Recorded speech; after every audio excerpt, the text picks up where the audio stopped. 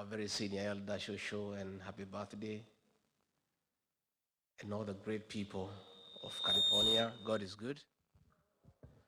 And all the time. Nisalimieni kwa hewa. Bwana Yesu asifiwe. Kenya hoi. California hoi. Asanteni sana watu wetu wa nyumbani. Mimi nimekuja kutembea huku. Kazi yangu ni fupi sana, ni kusikiza ground. Hapa California mnasemaje? Hapa California mnasemaje? Ati California mnasemaje? Hata hapa ni one time? Wow. Asante sana. First and foremost, let me take this opportunity to thank all of you, the great people of California, for the warm welcome since our arrival to this great city on Thursday. You've really taken good care of us. You've made all the arrangements for us to be as comfortable as we are, and we really feel taken care of. Thank you so much for the love, for the care, for the compassion. We don't take it for granted. Again, thank you so much for taking time off your very busy schedule. I know this is a place where people work hard to come and listen to me. I alone had a discussion with Ruto'S. Pastor Dorcas had discussion with our ladies. And again, now we are here to talk about our country. And I really want to thank you for creating time to come and engage. We don't take it for granted. My leadership strategy for me to be effective and to be a good leader is part of the slogan of our party, DCP, listen to Kenyans. I've made it a deliberate modus operandi that my leadership will be informed by continuous engagement with the people of Kenya, because those of us who are elected into office, those are our employers. And it's only wise to listen to your employer, because the employer is always right, and what he or she wants happens. So in my case, as a leader in Kenya, I am quite informed that for me to succeed and to be a leader worth my name, I must continuously listen to the people of Kenya so that I align my thinking and my programs and my leadership with what they want. So I came a month ago, and I've been around various states, and I'm here in California. And I want to say that I've had very meaningful engagement with our people here in the United States. And I'm a wiser person. I'm not the way I came. By the time I go home back, I'm a better leader. I'm a wiser leader. I've learned so much by listening to Kenyans. I have seen so much. And I must tell you, you guys are great people, that you have come to a foreign land and stamped your authority by succeeding. You are having businesses that are very successful. Where you are employed, you have made impact. Tafadhali mujipigie makofi. Pongezi. And that encourages me that much as we are having problems back home, all is not lost, because our greatest asset as a nation is a human resource at our disposal. And if you guys have succeeded here in the United States, where things are working and systems are right, it is clear to everybody that if we get working systems at home, things too can work. And I'm looking for that partnership with you, where we can work together and fix our country, because at the end of it all, east or west, home is best. And you didn't leave Kenya because you hate Kenya. No. You are not here because you hate home. No. You came here to look for greener pastures and to expand your territories and to look for opportunities that were not available back home. If those opportunities were available back home, you'd be at home. And therefore, you have a duty, and I've heard most of you tell me, you like to come back home and help us grow our country and build our economy. But it's only fair that as you come home, you cannot leave a working system to come to one that is not working. So it is in your interest that we fix our country. When systems are working at the right time, you can come back home. And we are offering a different kind of leadership, a different module of governance to right what is wrong in our country and to make sure that things are working the way they work here. And that is why I have had this continuous engagement. Before I explain to you what I think we can do together as our people from the diaspora, and we as a new administration in Kenya for the benefit of our country, let me first bring you to speed of what is going on back at home. I'm sure you know quite a bit of what is going on, but probably you have not had the benefit to hear it from an insider who has been in government, and somebody who also talks to many people every day to analyze situations and what is going on back home. What is going back at home is that the president we elected, most of you, ourselves, we campaigned for him, has turned against the people of Kenya and become a dictator who cannot be told by anybody, and he's running down the country and nobody can talk to him. And he has compromised the opposition. He has captured Parliament and Senate, and there is nobody to hold him to account. And since nature abhors vacuum, our young children, the Gen Zs, filled that space and became the opposition in Kenya and said, no, what is happening is not acceptable. It shouldn't happen, and it's within the constitutional right, freedom of speech, freedom of expression, to say no. And then the president embarked on a very brutal purge and reprisal against the young people, leading to very violent abductions, forced disappearances, and extrajudicial killings. And as a result, in the last 2 years, many young people between the ages of 12 up to 24 have been killed. Others have been maimed, others have disappeared, they are not known where they are.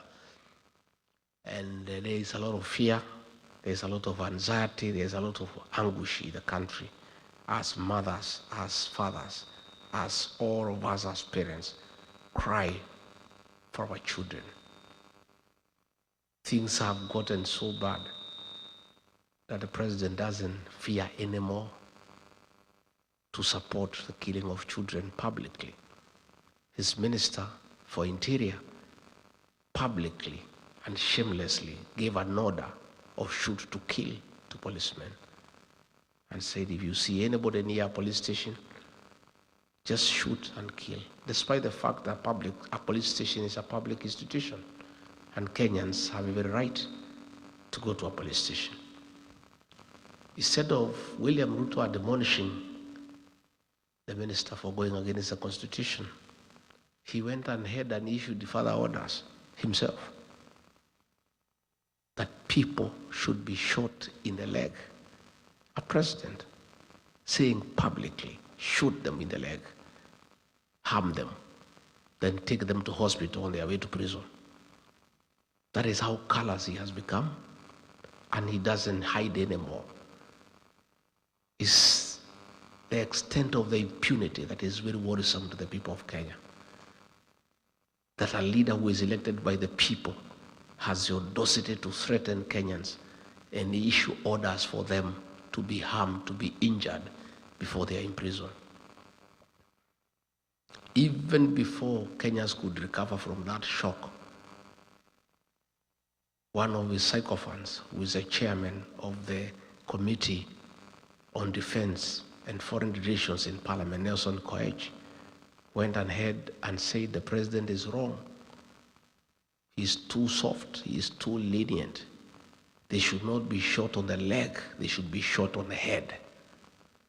That is a kind of impunity that is in our country. And when a lot of pressure came from here in the States the other day, because the chairman of the Foreign Relations Committee in the Senate here in the US brought a bill to review the relationship of the US and Kenya in respect of the status of a non-NATO ally. They are trying to do some little interventions to deceive the United States and the world that they are doing something.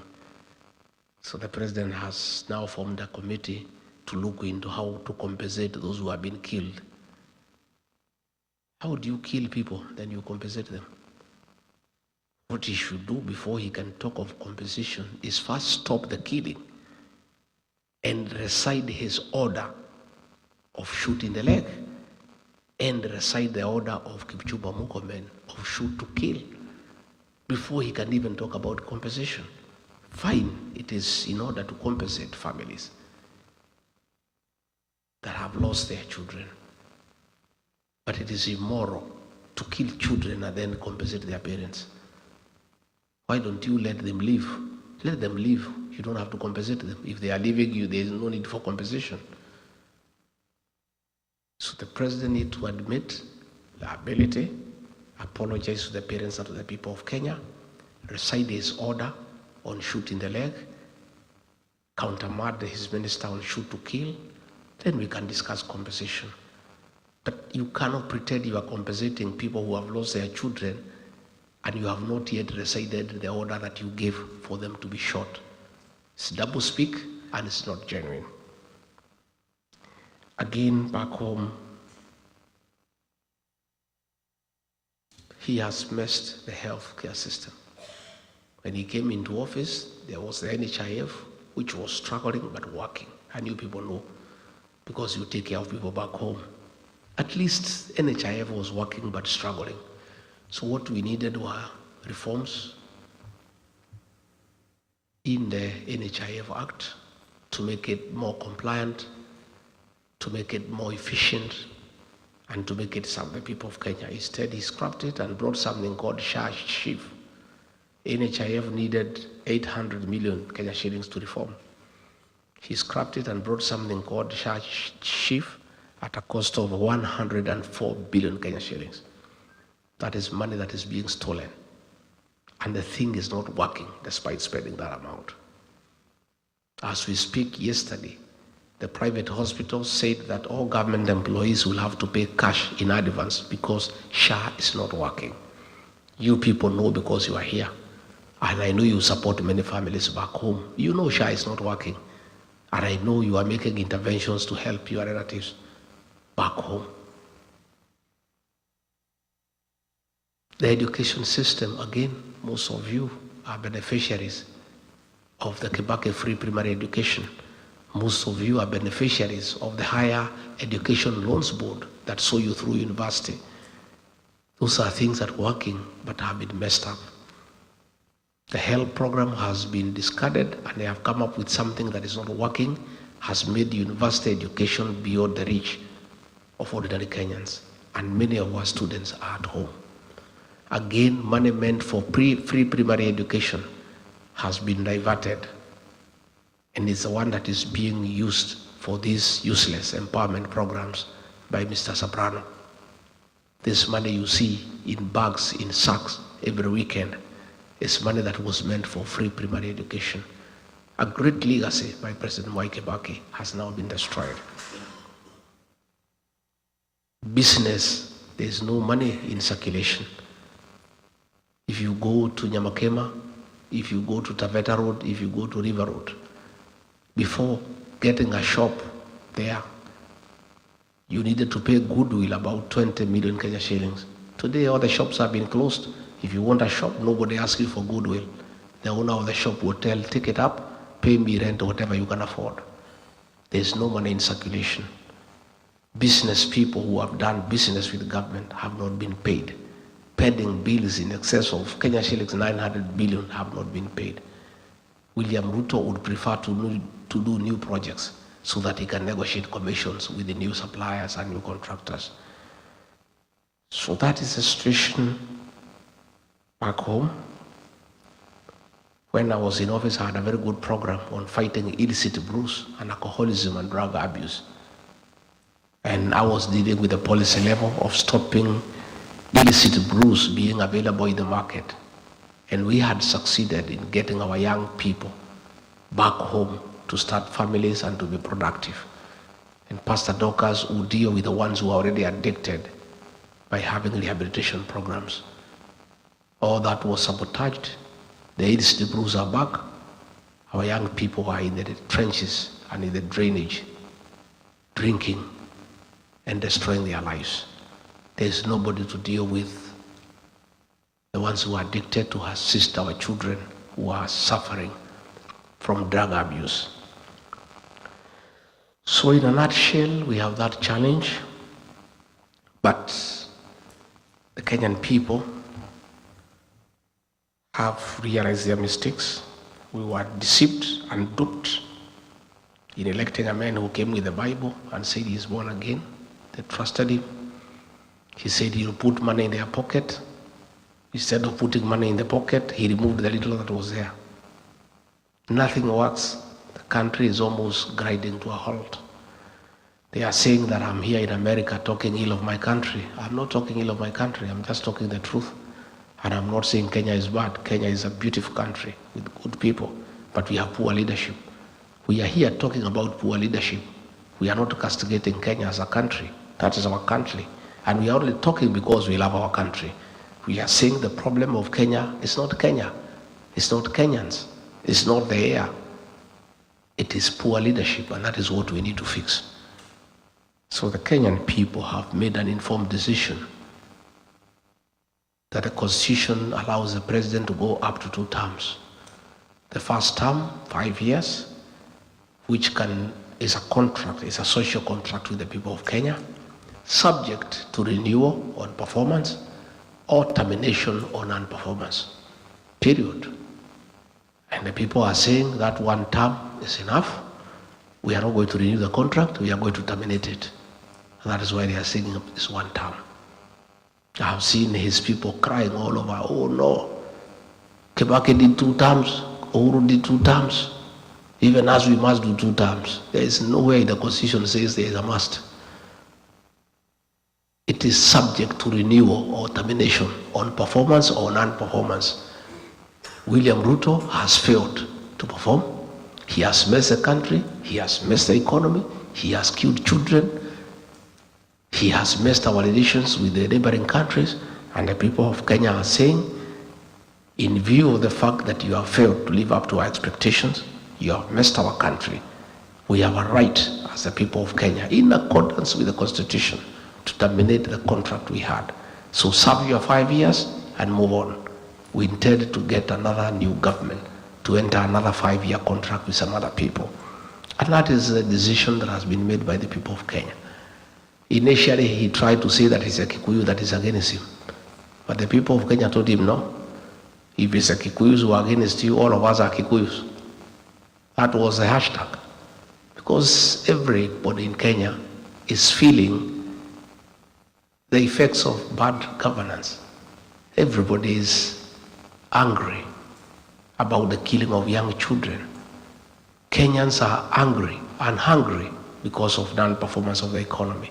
So that is a decision the people of Kenya have made, and I'm part of that group of leadership that is seeking to be elected as president under our party, the DCP, and I'm working alongside other leaders, Kalonzo Musyoka, Martha Karua, Fred Matiang'i, Eugene Wamalwa, George Natebea, and all of us are offering ourselves to lead the people of Kenya, and we are working together.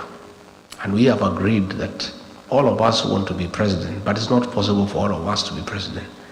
So along the way, sometimes late next year, we shall sit down and agree that among ourselves, we agree to have one flag bearer to face William Ruto on the ballot, so that things are okay. And I have said, I think I'm the best, but in case my colleagues convince me that I'm not and somebody else is, I'll back that person to a man so that we have meaningful change in our country.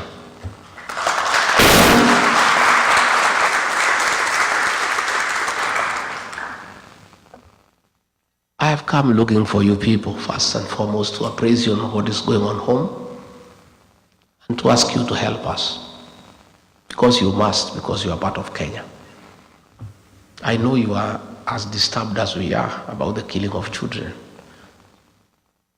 I know you are as concerned as we are about bad governance. I know you are mad at the corruption taking place in Kenya. I know you disagree 100% with the misappropriation of funds for personal aggrandizement.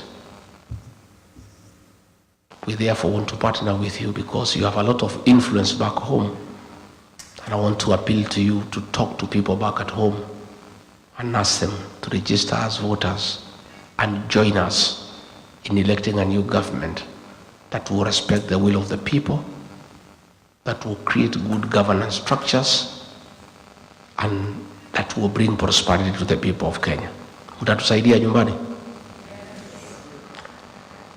Again, I want to seek partnership with you because you are important. It's true, Walubengo, that pastor was saying that you guys are useless, nobody needs to talk to you. Those are Ruto'S psychophans. He has a big choir called Praise and Worship. People who just praise and worship him. They thank him because there is sunshine. They thank him because there is moonlight. They thank him for the air we breathe, although he has nothing to do with it. It's a psychophants. And they have been ignored by the people of Kenya. Don't even think about them. Nobody listens to what they are saying. You people are critical. And you are a serious partner of any serious administration that wants to succeed. In the following manner. One, in the 1970s, coffee was #1 foreign exchange earner. In the 80s, tea became the first, the best foreign exchange earner for the country. In the 90s, it was overtaken by tourism. But as we speak today, it's not coffee, it's not tea, it's not tourism. Remittances from the diaspora are #1 foreign exchange earner for our country. And you guys are a serious partner in our economy. It is the money that you send home that we use to pay our public debt. It's the money that you send home we use to run our embassies. It is the money that you send home we use for importation of goods. For any country to succeed economically, you need a very strong partnership with the diaspora. You know, for those of us who rear some dairy cows, the dairy animal, the dairy cow, if you want milk from it, you must look after it. And you must make sure the cow is happy. You must give it hay, you give it lucerne, you give it dairy meal. In fact, nowadays we are giving them mattresses to sleep on so that they don't feel cold. And some people have even become very imaginative. You play them country music, Ken Rogers and Don Williams, so that they give you milk. The diaspora brigade is the dairy cow of the Kenyan economy. We must look after the diaspora people to agree to inject their money into our economy. And your money is huge. If we have programs to give you incentives to invest your money back home, we don't have to borrow money from other countries. Your money is enough to run our economy. So I look forward to a partnership where we shall agree with you people how we give you incentives to bring your money back home. We want you to come and start factories. We agree, we give you a tax holiday for several years, that there is no taxation if you set up a factory, so that you can create employment home and expand the tax bracket. We want to agree with you if we can have a diaspora bond where we can have a special interest package where you bring your dollars home, you earn a certain interest rate much higher than the country where you have come from. There are many things we shall discuss. Yeah? And I don't understand what is wrong with Ruto. When we need your money, when I'm here, I think early in the week, the central bank issued a circular that they want to go to homes where you send money and talk to your mothers and your uncles and your brothers to find out how much money you send them.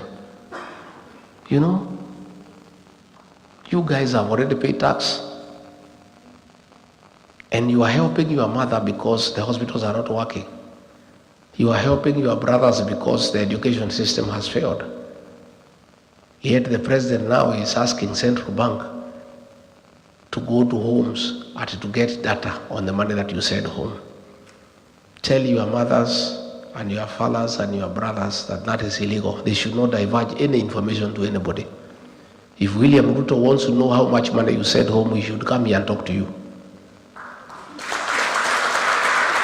Please, please, William Ruto, don't harass our parents. Don't harass poor people back at home whose only crime is being held by people in the diaspora because your country is not working. If things were working, these people would not be sending any money back home. They needed the money themselves, but they send money home because things are not working. So that is being intrusive. We don't want too much government into people's lives. The work of government is to give services to the people.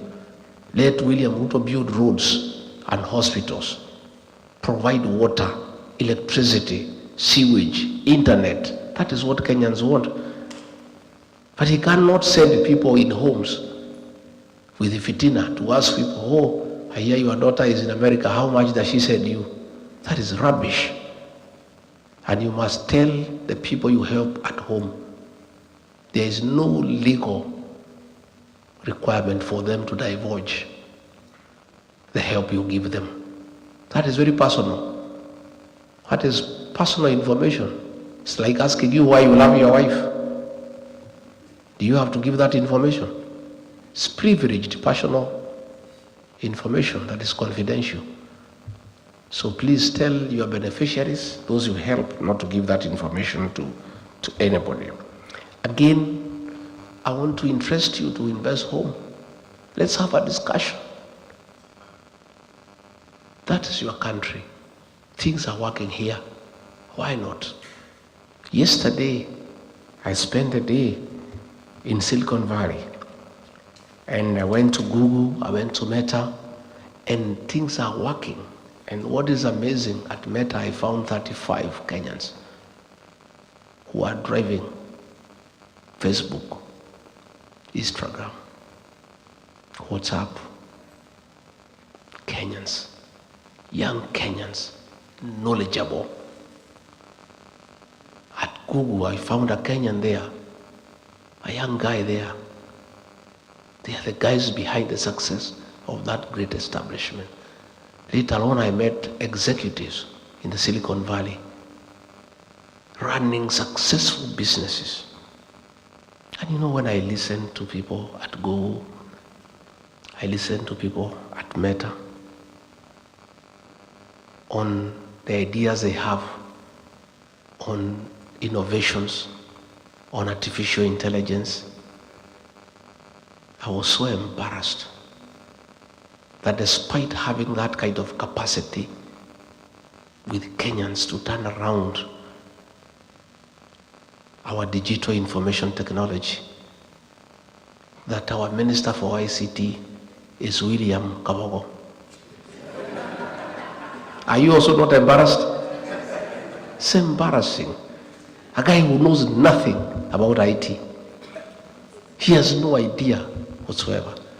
Yet we have Kenyans who are driving mega corporations in matters innovation here in the United States and all over the world. These are the Kenyans that I seek to partner with when we form government to transform our country.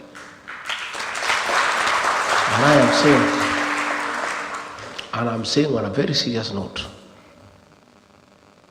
you guys have demonstrated capacity to succeed in a foreign land. I want you to help us transform our country like the way you have done it here in the United States. All we need to do is to give you the opportunity. And you have a proven track record of success. Our embassies here abroad, we must ask you guys to help us run them. As somebody who has lived here in the United States for 30 years, a CEO of a company who has worked all over the States, has the necessary papers, PhD, masters. That is somebody you can give the embassy in Washington to learn. And that person knows everything. They know what Kenyans want, what challenges they are facing. They know these Americans, for them to attract them to invest at home, what they want, how to handle them, because they have been here with them. You go to Kenya, an ambassador is appointed for 4 years. You get a politician, you appoint him ambassador to Washington. The first 1 year he comes is to look for a house, run and learn to know the streets and to know his way around here, and look for a school for his children. 1 year is gone. The second year he is trying to make friends with the Americans and the Kenyan people. A year is gone. The third year is to sit down to say, now that I know friends and networking, what can we do? He spends the whole year to do the plan. Then the fourth year is done, he is recalled. But you guys, if you are appointed on Monday, on Tuesday you go and start working. You know everything. You know everybody. You know what needs to be done. So it's something that I want to do. Get the people out there to run our embassies on behalf of our country. Take care of Kenyans in those countries and have a serious network with the people of that foreign country and attract them to come and invest back home. That is a commitment that I want to give, and we're going to do it together. Again, as I wind up so that I can give you an opportunity to ask me a few questions, there is a bill that was brought in the Senate here calling for an investigation to facilitate the reviewing of the relationship between Kenya and the US in matters, the status of non-NATO ally. And I want to ask you to lobby your senators and your congressmen to support that bill by giving facts of what is happening back at home, which you are aware. I've seen people back at home trying to blame me because of that matter that has been brought to the Senate. I did not bring it. I'm not a senator in the US. They are directed their anger at me. All manner of accusations. I did not bring the matter, but I support it because the issues that have been raised by the Americans is the issues that I raise every day. The issues of extrajudicial killings, abductions, the issue of interfering in Sudan by working with the terrorist group called RSAF, the issue of working with Alshabaab. Those issues were brought by the Americans. And all I said is that Kenyans should support by giving information to the legislators here to enable America hold William Ruto to account. And I did ask the Americans not to impose sanctions on Kenya because Kenya is innocent, but to apply sanctions against William Ruto as a person so that he can be brought to order. So I found a member of parliament from Mandera there in parliament, making a lot of noise, saying that I'm against the people of Mandera. I have nothing against the people of Mandera, and he should not drag the people of Mandera into the challenges William Ruto is facing with the American people. Nowhere did anybody say that the people of Mandera have committed any crime against anybody. What we said is that the Americans are saying William Ruto met some bad people in Mandera. If you meet bad people in Mandera, it does not mean that the people of Mandera are party to the meeting that you had. So I also saw the senator trying to say that we have a problem with the Somali community because we are asking that William Ruto be held to account. Nobody has any problem against any community. The Somalis are part of Kenya, and they are a very serious community that has done a lot in the transformation of our country and the economic development of our nation. They are very serious drivers of our economy. They are very aggressive in business. So the senator of Mandera, don't drag the Somali community into the challenges facing William Ruto. It's William Ruto who is being told to account by the Americans for his activities with the terrorist organizations. The people of Mandera, the Somali community, are innocent and have nothing to do with it. And by the way, I want to tell the politicians there in northern Kenya, if you want to defend William Ruto, defend him. But don't try to create a wedge between us and the Somali community, because we have nothing against them. They are part of Kenya, and they too are telling us they are suffering just like the rest of Kenyans. And doesn't mean because Aden Ware is eating, the Somali community are eating. They are also complaining of marginalization. They are complaining of bad economic times. In fact, the Somali community, more than any other, has really borne the brunt of extrajudicial killings and forced disappearances for a long time. So let nobody try to create a wedge between those opposed to William Ruto and communities. Let William Ruto answer the Americans for what he has done and what he has not done. I saw the Minister for Interior saying that we should be asked to help in investigations in this matter. We cannot help in any investigations because the Kenya government has not initiated any investigations against William Ruto. The people who have initiated investigations is the American Senate. So if there is need for us to help in investigations, we'll help the American Senate, not the Kenya government, because the Kenya government has not initiated any investigation. Number two, the Kenyan government cannot investigate William Ruto because those policemen work under him. And all the things he is doing of killing people and abducting people, he is doing with the very police. So there is nobody stupid enough to go and report William Ruto to the Kenyan police. Nothing will be done against it. So whoever sees, please don't sell fear to us. You know we cannot buy. In any case, it is the same CS who said that when 5 chiefs were abducted by Alshabaab, he said that they will go into negotiation with the Alshabaab to have them released. How can you negotiate with people you do not know? And since they were released after negotiations, the CS Interior knows much more than anybody else on who are the leaders of Al-Shabaab, because he said publicly that he'll initiate negotiations for the release of the 5 chiefs who were abducted. The 5 chiefs were released after successful negotiations with the Al-Shabaab. So the CS Interior knows whom he negotiated with. So if he wants information as who are the leaders of Al-Shabaab, he is in a better position to tell the people of Kenya and the world and the Americans, because he has already had business with them that has been successful. So please, the Americans have asked the questions. I'm not the one who has asked. If I'm required to help the things I know on the issues in Sudan, the dealings with RSF, I'm ready to help. But the Americans, not the Kenyan government, because the Kenyan government has not raised any issue. They are comfortable with what is happening. And you know, I see people threatening other people. I've seen that fellow called Soprano issuing a lot of threats every day. Oh, mimi ni fire, mimi ni noma. Oh, don't push me around. I want to tell Soprano to take time to read Wallace Feinka. In one of his greatest works, he says, a tiger does not proclaim its tigerhood. It pounces.